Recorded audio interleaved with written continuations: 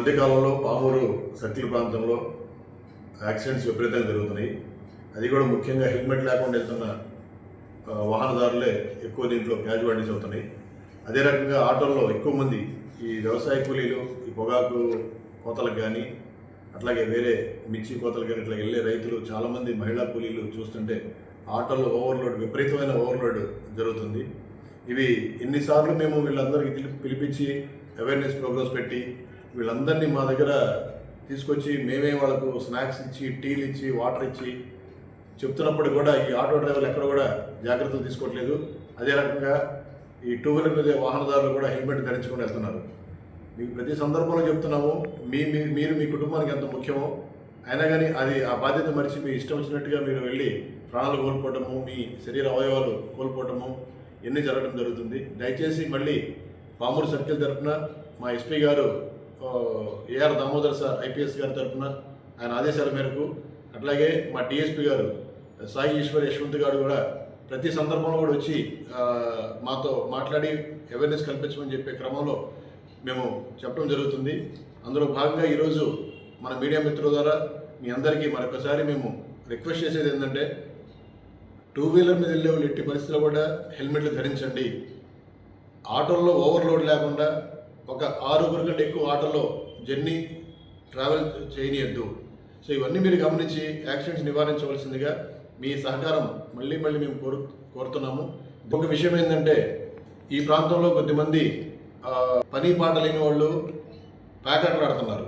ఇది మాకు క్లియర్ కట్గా మాకు సమాచారం వస్తుంది. అదే రకంగా ఎక్కడ పడితే అక్కడ కూర్చొని ఓపెన్ డ్రింకింగ్, మందు తాగడం జరుగుతుంది. ఇవన్నీ కూడా శాంతికి భంగం కలిగించే కార్యక్రమాలు. సో వీటిని ఎట్టి పరిస్థితుల్లో మేము యాక్సెప్ట్ చేయము.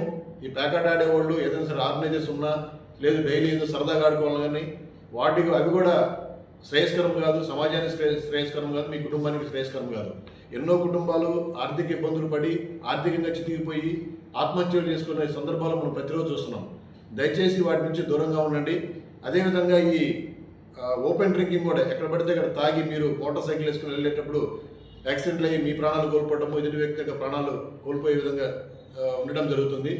అదే రకంగా ఐసోలేటెడ్ ప్లేస్లో చూస్తే నిన్న మొన్న ఒక కేసు మేము చూసాము. ఒక అతను ఎక్కడో ఊరు బయట కూర్చొని మందు తాగుతూ కూర్చున్నాడని చెప్పి ఆ ఆనవాళ్ళు కనిపిస్తున్నాయి. అతను కూడా వాటర్ లేక, సమ్మర్ ఆల్రెడీ స్టార్ట్ అయిపోయింది, మనకి సమ్మర్ విపరీతమైన ఎండలు ఉన్నాయి. ఈ డీహైడ్రేషన్తో అతను చనిపోయాడని చెప్పేసి మేము ప్రాథమికంగా మేము గమనించడం జరిగింది. సో ఇవన్నీ కూడా మీకు, మీ కుటుంబానికి చాలా ప్రమాదకరం. ప్రతి ఒక్కరు కూడా మీరు గమనించాలి. ఏదో ఎవరో చెప్పాల్సిన అవసరం లేదు. మనకు స్పృహ ఉంటుంది. మనం గాలి పీలుస్తున్నాము, టైంకి అన్నం తింటున్నాము, ఏదైనా అనారోగ్యం ఉంటే ట్యాబ్లెట్ వేసుకుంటున్నాము. అది ఎంత ఇంపార్టెంటో మీ జాగ్రత్తను ఎవరు చెప్పాల్సిన అవసరం లేదు. ఈ హెల్మెట్ ధరించమని, లేకపోతే ఓవర్లోడ్ వద్దని, ఆటోల్లో ట్రాక్టర్లో ఓవర్లోడ్ వెళ్ళొద్దని చెప్పేసి చెప్పడం, ఇవన్నీ కూడా ఎవరు చెప్పాల్సిన అవసరం లేదు. మీ అంతటి మీకు కలగాలి. సో కానీ మా బాధ్యతగా మేము ప్రతి సందర్భంలో మీకు గుర్తు చేసి అన్నిటికీ దూరంగా ఉండండి.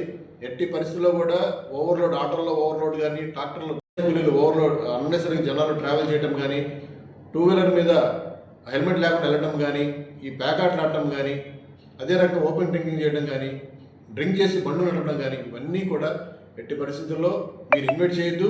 అటువంటి వాటిపైన చట్టపరమైన చర్యలు తీసుకోవడానికి మేము ఆల్రెడీ గతం నుంచి తీసుకుంటున్నాము. ఇంకా తీవ్రమైన చర్యలు కూడా ఈ ఓపెన్ డ్రింకింగ్ చేసిన వాళ్ళపైన కన్విక్షన్లు తీసుకొచ్చి జైల్లో పెట్టే కార్యక్రమం కూడా మేము అతి త్వరలో మేము రిక్వెస్ట్ చేసి జ్యుడిషియరీ డిపార్ట్మెంట్ వాళ్ళు కూడా రిక్వెస్ట్ చేసి అవి కూడా అమల్లోకి వచ్చే విధంగా చూస్తాము.